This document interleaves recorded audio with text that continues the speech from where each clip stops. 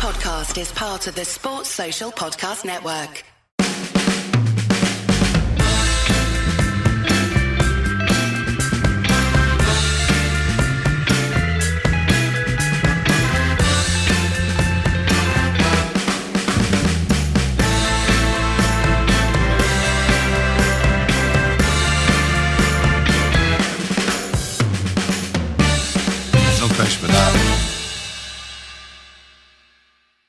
So, Ed, we decided to do 2 podcasts a week and we put the second one on a Friday in order to cover the Thursday night games. We've kind of become obsolete again immediately by virtue of United playing on a Tuesday night. We have. People were complaining. Where's the City pod? Expecting it straight away. What you want this straight away? We've had 48 hours to digest and ruminate and all of that kind of stuff. Has it become any better in those 48 hours? Yeah, I mean, it's become even more numb. I mean, I have to say it was very numb watching it. There was just one moment when Rashford scored and Darren Fletcher banging one in from 25 yards suddenly flashed through my mind. It's like, please no, don't let this be the 1 in the 6-1, because it looked like it was going that way for quite some time, that game. I mean, it should have been 6 at half time, shouldn't it? I mean, should we talk about that first half? I don't know where to start with where it went wrong, really, because it's pretty horrific for all 3 goals, but it started much before that, I think. So with two really big decisions from the managers, one of which was a bit of genius and one of which was total So so which one's which, Ed? Which one's which? Yeah, Ole Solskjaer, football genius. Yeah. Look, we've spent years, it seems, being mean about Nemanja Matic on this here podcast. But he is at least some kind of defensive midfielder, right? At least he pretends to be.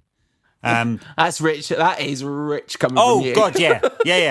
And Ollie decided to. I mean, obviously doesn't trust him, and McTominay's out, and so we don't really have any options. Fosu Mensah hasn't come back to fitness yet, so couldn't use him there. Doesn't seem to trust James Gardner yet. Imagine if like the lineup had come out and it had been Timothy Fosu Mensah in midfield. Yeah. I don't think it would have been better. No. But I mean, I'm just like, then not too many options, and so he's gone with Fred in there, and just this really, really open system against a team that enjoys 70% possession against the best teams. So I just looked at that and I was like, oh God.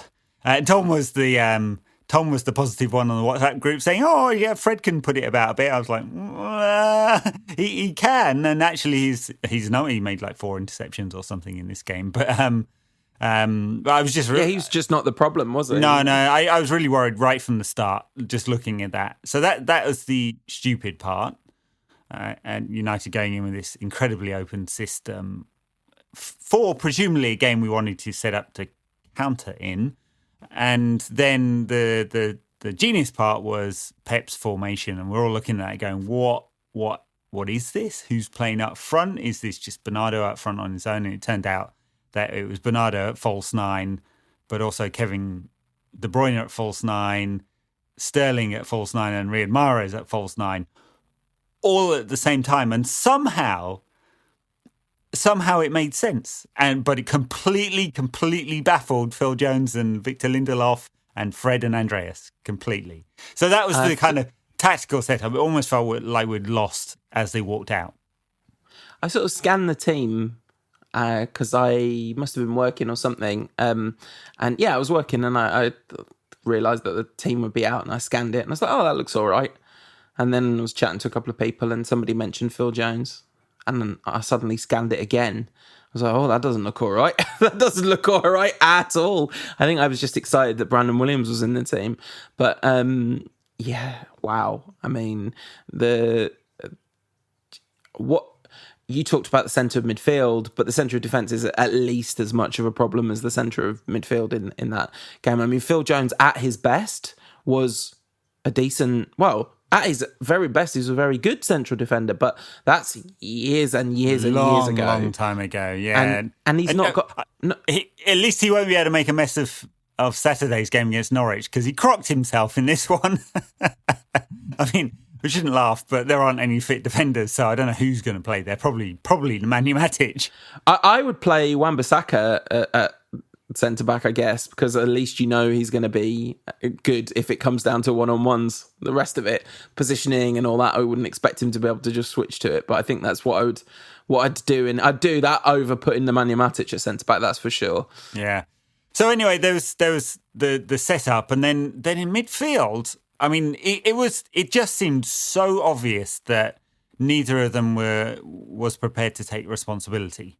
So you just look through the goals, right? And the same names come up again and again in terms of culpability for what happened. So in our first goal where Bernardo cuts inside off his right to his left, nice bit of movement to get onto his left foot in the first place. But Fred is just nowhere near him. Just nowhere. And Pereira's just standing there watching. And what's he doing? He's going, oh, go on, son, have a shot. I think the thing about Fred in that situation is he has so much to do and so many different people to think about and runners going in all directions. And the one for me who doesn't react at all is Phil Jones. Now, maybe that's a little bit of watching it on television because the foreshortening of angles and all of that kind of stuff. But it doesn't look like Jones is that far. It almost looks like Jones should be reading that and going, the midfielders haven't got him. There's no one running in behind me. Down.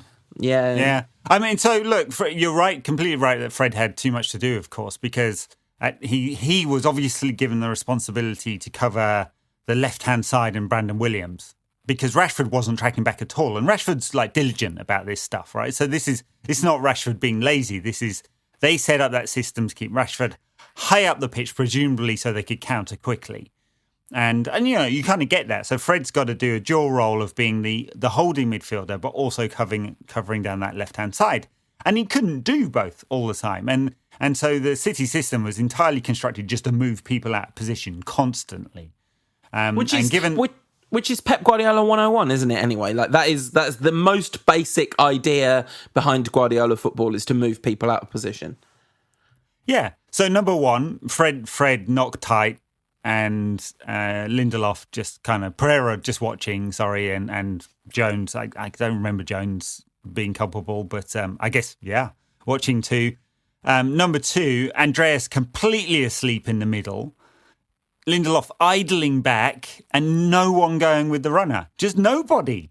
I mean, it was embarrassing. That was schoolboy how much space he had. What was really strange at that point is they just looked utterly defeated. Like they looked like no idea. I mean, was you watching that, you're thinking, what's going to happen in the post-match interview, Freudian slip there, is a lot of injury chat. This is going to be like, oh, well, what are we supposed to do with da-da-da-da-da-da? And there's some reasonable aspect to that, although those injuries are not accidental. They're mounting up for a reason, etc., etc., etc. And also the lack of cover in key areas is not exactly a surprise to any of us. I mean, maybe the idea that numbers are thin in central defence, that is a bit of a surprise. That is a bit of a pile-up situation. But generally speaking, we know the squad's not deep enough in key areas. But the thing is, you can't really even blame any of that on injuries because worst case scenario, like absolute Sam Allardyce worst case scenario, 2 banks of 4 sitting deep would have done better than what actually happened. Just some basic, drill them for a week in basic defensive organisation against them, a team that's trying to move you out of position and really go to spoil. But it was an absolute... not an accident waiting to happen, a catastrophe waiting to happen when those two teams lined up against each other. Let's just go through the third goal because this is a classic as well. And then I want to talk about injuries a bit more because I think this is an area that Ole's extremely culpable. So the third one was just comedy as well. So Lindelof, just a ridiculous attempt at a header. He's gone over the halfway line and then headed it back centrally or attempted to head it back centrally. De Bruyne just absolutely ruined Phil Jones. I mean, Jones should have just retired on the pitch. Just gone, that's it, I'm done, lads. He's just waiting for the Woodward contract offer, isn't he? He's got it's Jones 2022, isn't it? Or and then Andreas has just no sense of the game around him, none. And you can say, "Oh, look, he's unlucky because it's come off the keeper." But he's come off the keeper and he's outside the. He's got some space. But it's just, I think it's symptomatic of him. He just doesn't. When the ball's at his feet and he can do something, great. The rest of it just doesn't seem to have any clue what's going on around him in the game at all. And so it was just complete comedy. And we were, that was 3. And we were extremely lucky that City just decided to back off. And Kyle Walker said afterwards that we decided at half time we'd had a lot of games and it was important to reserve some energy in the legs. That's where we're at. That's absolutely where we're at. Taking the piss. Yeah. And it's not only that they backed off, but if Raheem Sterling had his shooting boots on as well, I'm thinking of 2 particular occasions where he had us bang to rights and, didn't execute. So absolutely. I mean, that the second half that you can at least talk about the Rashford goal and a bit of endeavour.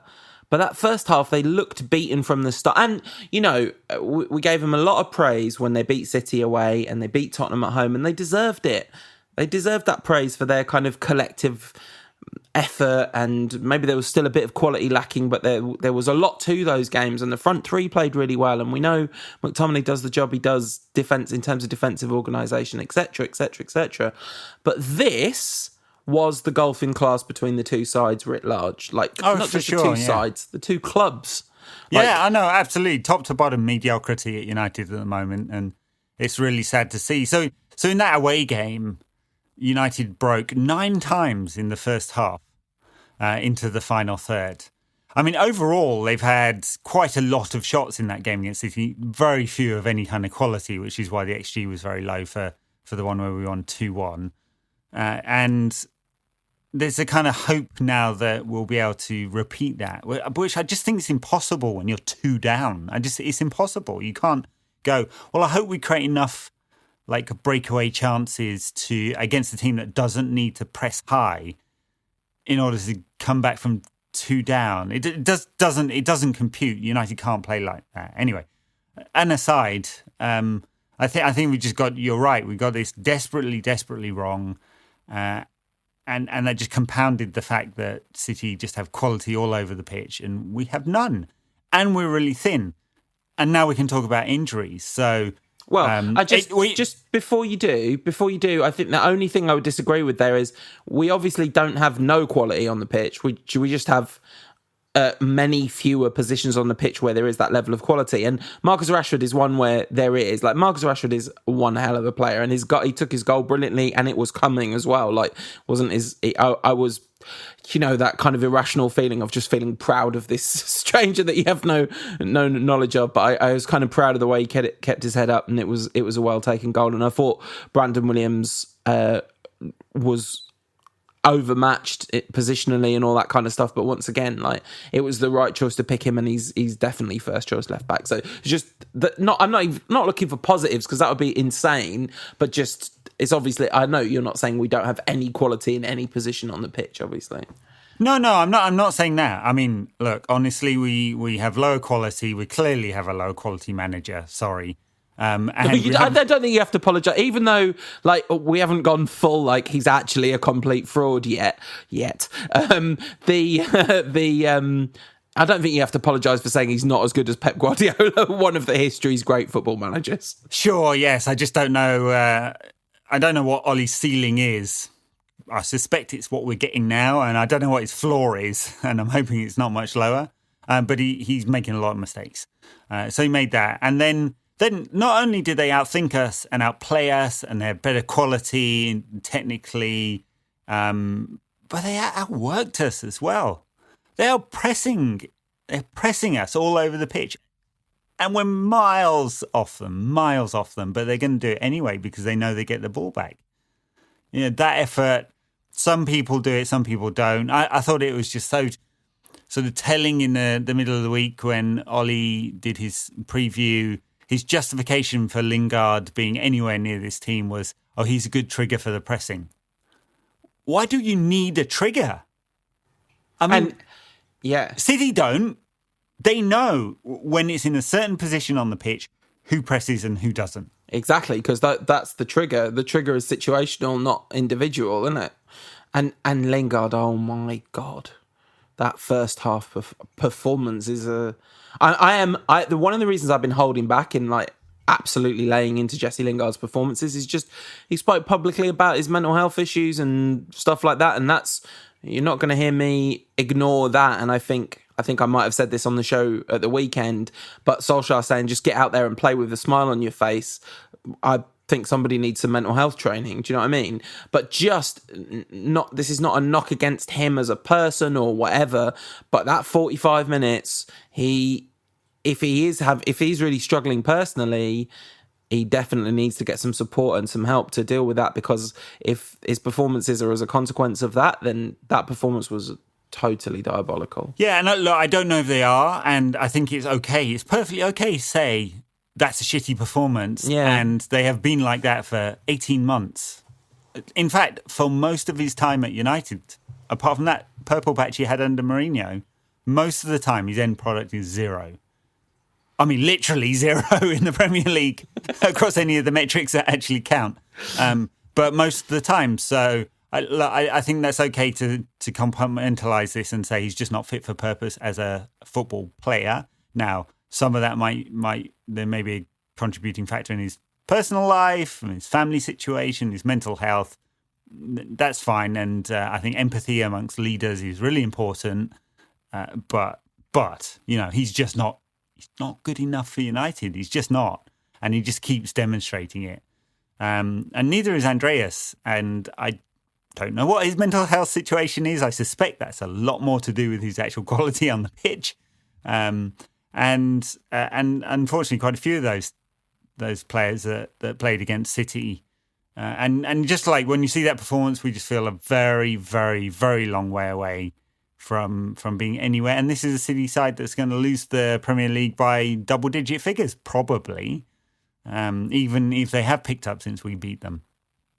Yeah. So this is United a very long way away. And I think I said on a few pods back that I thought we were 5 years away. Just at this kind of, even if we get the strategy right, it's slowly, we're going to buy deliberately, and we can only do one deal at a time, and maybe it's 3 players a window and whatever it is, and even assuming they all work out, and they don't because it's Manchester United and most of them don't. This is a very long time before we have a squad of the quality that competes.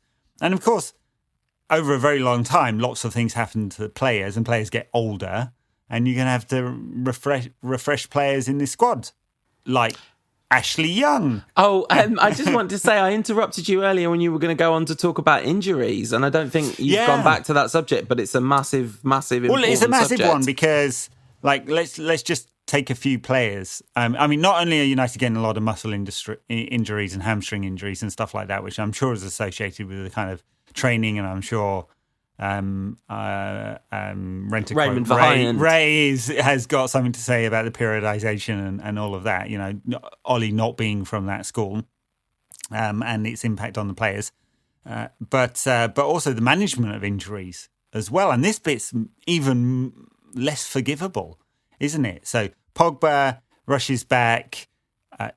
The medical staff and the manager have got to say no if he's not right, because now he's had an operation. He's going to be out for at least another month. I suspect it's a lot longer because of the recuperation and the soft tissue damage just being a much harder problem to fix. And McTominay played on with an injury. Did he tell the bench? Did he not? What did they know? Did they insist he played on or not? Maguire told the manager, United are briefing, it's Maguire's fault, basically, for insisting he play on with an injury. Solskjaer should be saying, absolutely not. Can't risk you. There are things that are more important than this one cup game. We've got Jonesy on the bench. He'll fix us, no problem. Right? I mean, it's absolutely criminal. Maguire's out for 2 months now. Yeah, and we've been reasonably critical of him. Well, I say we. I actually really probably haven't been, maybe not even critical enough, but you've certainly been very critical of him. But we don't want him, we cannot afford him to be out for 2 months. We want him in the side and adapting and all that kind of stuff. And, you know. I look, you know, my criticism of Maguire, so one, the obvious ones that we all knew before he came, pace and lack of recovery pace, technical ability. And then 2, he's just made quite a few mistakes, actually, and half mistakes that you wouldn't expect of a player of that price. Right? and maybe it's unfair because United have paid way over the odds for this player. But he's better than Phil Jones, and he's better than Marcus Rojo, and he's probably better than Axel Tuanzebe. And he is because he's more experienced, but we'll see where Tuanzebe gets in terms of his career ceiling. And who else have we got as central defenders? I'm sure we've got some others on the books. Well, not really, because you're starting to run out of options now. I mean, obviously Victor Lindelof, but he needs somebody to play alongside him. And there's a lot of people. We've had a number of questions I've seen on our Instagram. A couple of people have sent me messages saying, like, should we be recalling Chris Smalling? And he's having a very good season. He was voted second in Roma's Central Defender of the Decade. In a recent poll. Was this United fans getting involved, like the Liverpool fans did with Peter Crouch and Tottenham strikers? Yeah. When you say the decade, do you mean the 9 days old decade? No, last decade. Maybe a little recency bias, but I mean, you'd bite someone's hand off if you could say, like, oh, you're going to sign Chris Smalling for 6 months right now with the situation as it is right now. You'd bite their hand off for him. Like, Chris Smalling's had plenty of flaws as a defender, but it's not going to make United any worse at the moment, is he? Like, no, you know. So I just think it's like the squad is shaped by the owners and what they want out of this club, money, and the absolutely unforgivable decision to vest all this power in our entire acquisition strategy in a bunch of bankers, Judge and Woodward, despite what they brief about all the analysis and stuff like that. And a really poor return on those investments. Just incredibly poor return on £330 million a year in wages on this squad, which is higher than anyone in the division. It's insane. It's more than double Spurs' wage bill. Yeah, never mind Spurs. The fact that we're paying more in wages than Liverpool and City, and the gap in quality is just... I mean, the points table as it stands at the moment doesn't even really do justice to the gap in quality. That first half tells you everything you need to know about, almost like if both teams are playing at close to their natural level, that's about the gap in quality. If United massively raise their game and City have an off day, we can overturn that gap in quality. But it was abysmal. And the thing that I think you're absolutely bang on about is the injury management. And you wonder, like, what's going on? What's going on culturally? What is this kind of like? A player's being expected to kind of give their all for the shirt, and that means like give your body to the point at which it doesn't work anymore. You can't do that in 21st century football. You just can't. It's not the same game. Like the number of sprints and intensity and the difference in the you could probably even 20 years ago. So 20 years ago is 2000. I'm so old. 20 years ago isn't 19 anything. 20 years ago is the year 2000. So 30 years ago is 1990. So we're talking about... We're done on the maths. Yeah, also, Ole Solskjaer's playing career is 25 years ago. And the game then was already like dramatically faster than it had been 15 years before that. And now it's a completely different sport. Look at the body shape of these players. You can't expect them to play through pain in the same way because it's gonna turn from pain to actual problem much quicker than it used to.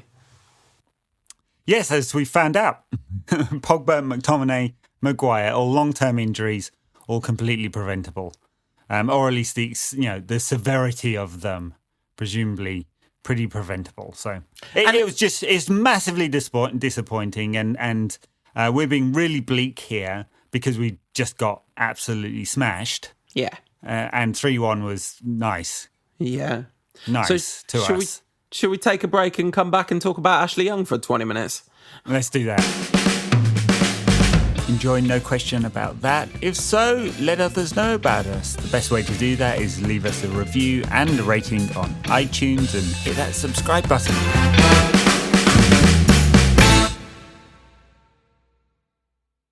Oh, Youngie. So which club is Ashley Young at right now? Because so this is, just talk about mediocrity. Absolute chaos of this. Could United have handled this situation worse? No. First of all, buying Ashley Young for the price that he had a really, really good time at Villa just before we bought him, in his defence. But keeping him for the number of years that we have, playing him the number of times that we have. But now, it's a bit like Ander Herrera. I wrote this thing for Scott's season preview at the beginning of this season, which seems like a million years ago now, about how Ander Herrera basically sums up everything that's wrong with the post-Ferguson era, not as a player, but in terms of like the disaster of his acquisition, the disaster of the mismanagement and multiple managers misusing him, and the disaster of his contract negotiations and him leaving. It's all happened again, and in Ashley Young form. It's just amazing. So he's out of contract at the end of the summer, and everyone just assumes that he's going to go because he's been a declining player for 5 years, and we desperately need to buy high quality at left back, or maybe Brandon Williams will become it. We still need another one, and just the fair assumption is that Ashley Young is no longer needed, and all of a sudden there's this announcement that he's signing for Inter Milan, which was bizarre, just totally bizarre. And it seemed initially like it's in this window. Turns out it's effectively a pre-contract for the summer when he's out of contract. And then United briefed that he's been offered a new 1-year deal. Luckily, fortunately, he or his people or whoever it is got the word out really quickly that he had now rejected Manchester United. So the optics are just fantastic. Ashley Young, who we've all been like crying out to, great servant, sure he's a lovely man, bird poo eating guy that he is. Non-bird poo eating. Bird poo eating guy that he is. I don't care the denials, the explanations. Nice a bit of rationalisation by Sam Homewood on the last week's pod, Monday's pod. Lovely guy, needed to go. And now to save face, we're pretending that we've made him a contract offer. And now we look like total japesters, like absolute frauds. Japester is a nice... I'm delighted with the late introduction of the word japester into this conversation. It's just, I'm trying to... I've got a picture of a clown in my head. Yeah. Right? Starting from United's next match, Ashley Young doesn't want to be named in the squad, not even the bench, according to Di Marzio, who, of all the reputable sources on the internet, is like... king reputable source on the internet. Finally, the fans and Ashley are all at one. Honestly, being turned down by Ashley Young for a year's contract extension, people talk about the banter era. Like, this is the first time I would say we've ever been a legitimate challenger for the Arsenal trophy of most ridiculous club in the Premier League. Like, I think we've been ridiculous for a really long time, but they've always beaten us. But now they've like got a manager who looks like he knows what he's doing, and we've had Ashley Young turn down a contract extension offer. We are now we are Arsenal. It has happened. Just absolute bonkers. And in the meantime, Solskjaer's out there going, yeah, we can do the right deal. We're interested. And noises about Sol Niguez or James Maddison or any of the other people on our list. Musa Dembele from Lyon is subject to a bid from Chelsea. He's been a long time that United have been looking at him. A whole bunch of players, right? And probably a better player than Haaland, to be honest. We're not going to sign any of them. I mean, we're not. We're too busy negotiating with Ashley Young, and we can't do more than one deal at a time. James, If we sign James Maddison in this January transfer window, I will write personally to every listener to offer my sincere apologies. But that is the most stupid thing I've ever heard in my life. The idea that Man United are going to buy James Maddison in this January transfer window. I did love the trial balloon that someone has obviously floated, because the Mirror came out with their piece a few days ago. Lingard plus 45 million for Maddison. Did you see the thing where there was the tweet where the Iranians have offered 80 million for Donald Trump, and someone says, would they take 45 million plus Lingard? I know the world's falling apart and we shouldn't laugh at that, but, you know, the fact that United aren't seriously linked with, like, in the next 2 or 3 days, there's 2 or 3 players coming into this club, like, it's such a joke. Because, you know, like, all these analysts and all these scouts and stuff, that's not fake news. They're really employed by the club. And I bet you there's really smart people with really good suggestions all the way through that list of people. There's like people coming up with, right, well, these are the top 5, 25 to 50 million central midfielders that you could probably get this transfer window if you move and do the deal smartly. But, you know, it's like, you know, you were picturing a clown earlier. Well, like, picture a clown, like, but with really, like, ripped abs. So the midsection's fine, but the top's broken to pieces. Nothing there. Yeah, I mean, it's they say that the January transfer window is the window in which, you know, the most bad money is spent, because clubs normally only spend big money when they're desperate. Well, news, guys, we are desperate. We are going to be at least a month without Pogba. I think longer. We are until April without McTominay. We are 2 months without Maguire, and we have and we are one injury away from being in the same situation up front.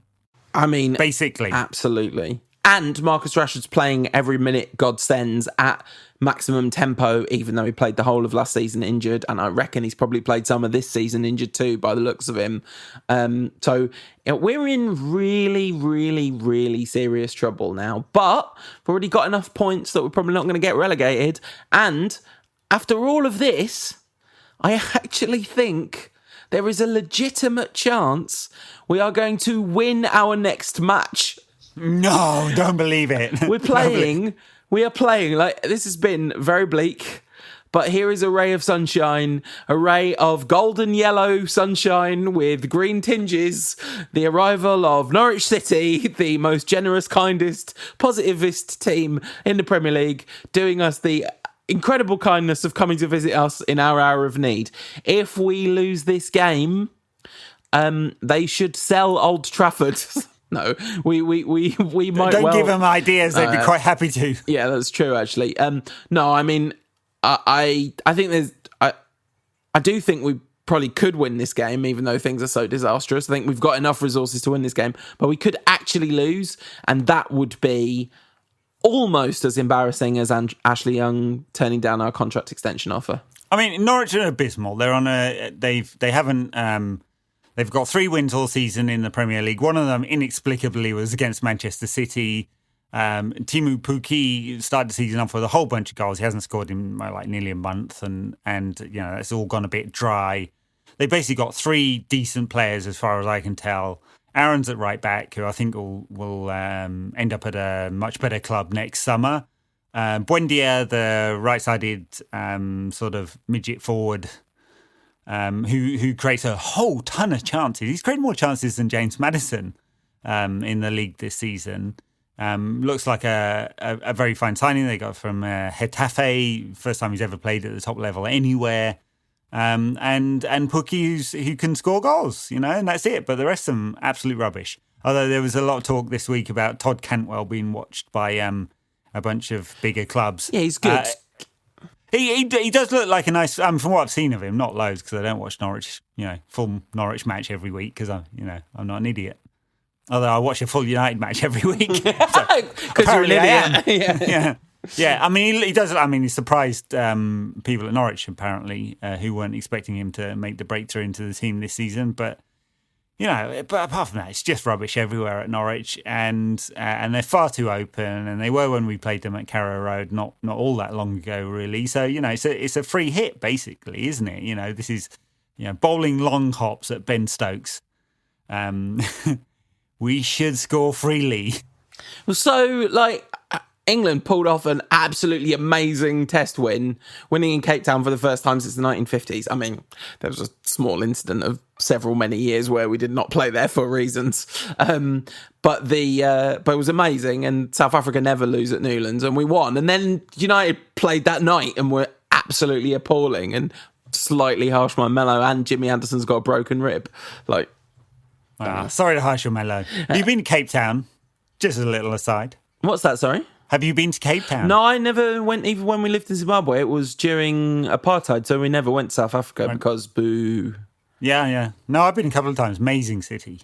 It looks incredible. I'd love to go watch cricket there as well, although, That backdrop.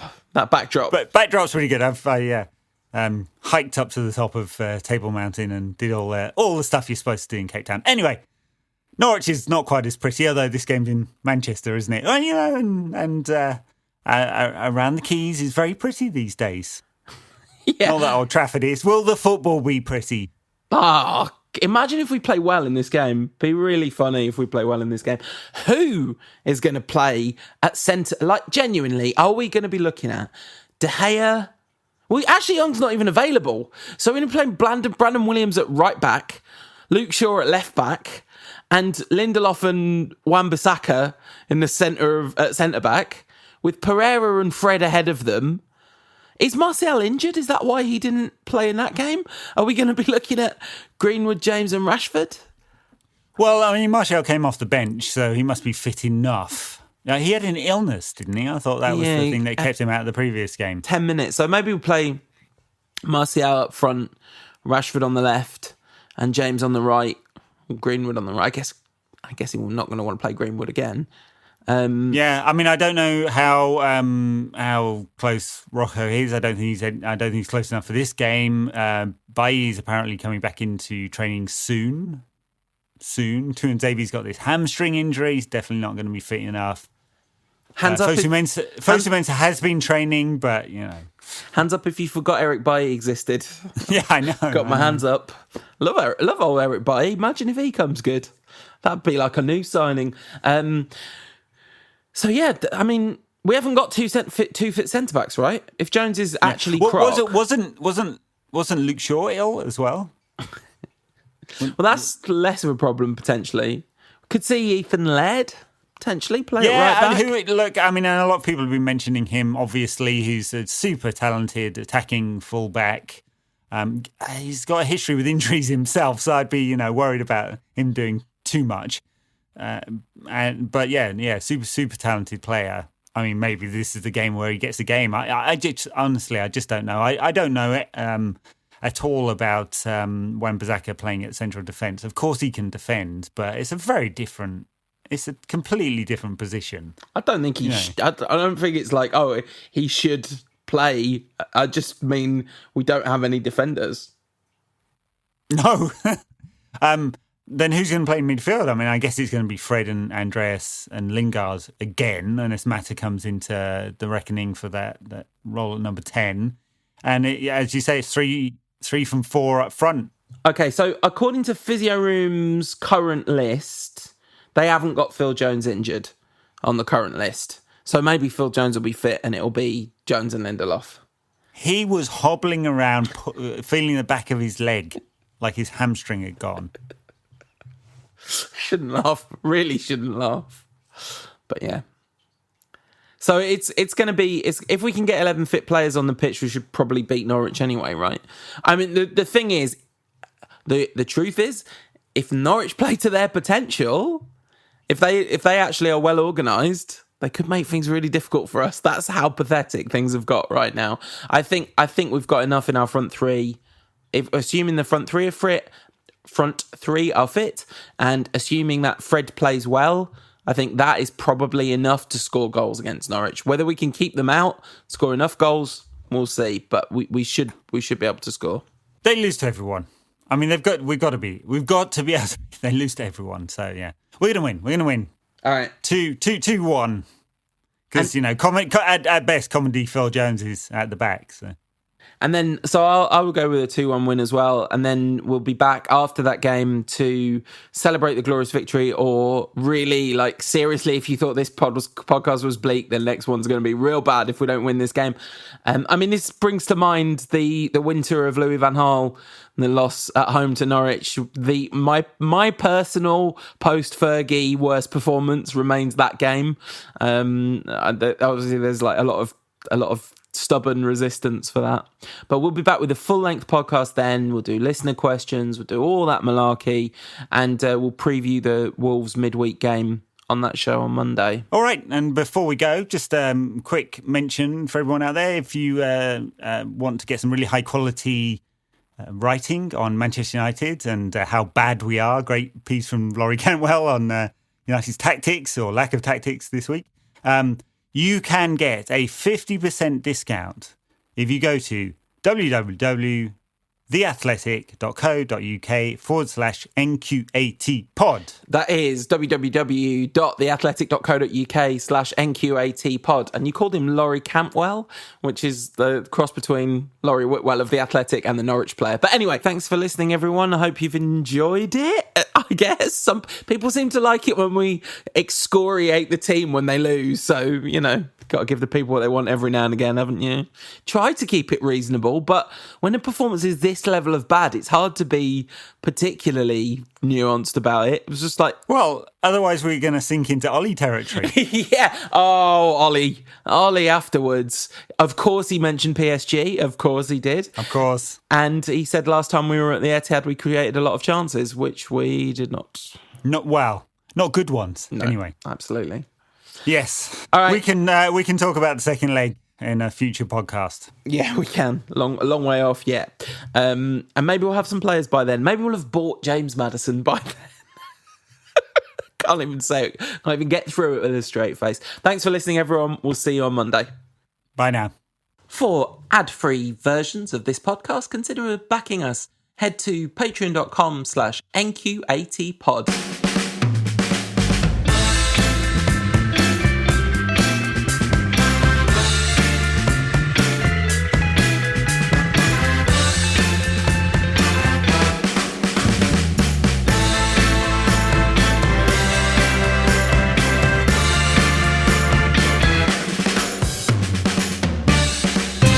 With that.